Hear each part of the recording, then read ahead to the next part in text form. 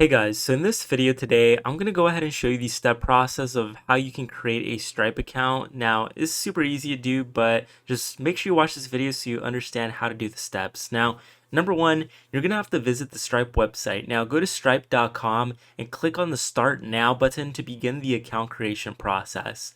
Now, number two is signing up. Now, enter your email, name, and password to create an account.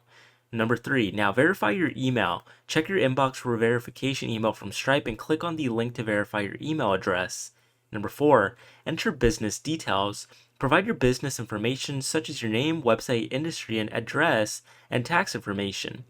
Number five, add bank details. Connect your bank to receive payments. You can also set up two-step authentication for added security. Number six, configure settings. Customize your account settings, including tax settings, API keys, branding, and email preferences. Number seven, toggle between modes. Use the live and test modes to test your payments and see your transactions. Number eight, start using Stripe. Once everything is set up, you can start accepting payments, creating products, sending invoices, and accessing reports and analytics. If you found this video helpful and you did find these steps very easy to do, don't forget to leave a like on this video, leave a comment down below that it did help you, and I will see you all for the next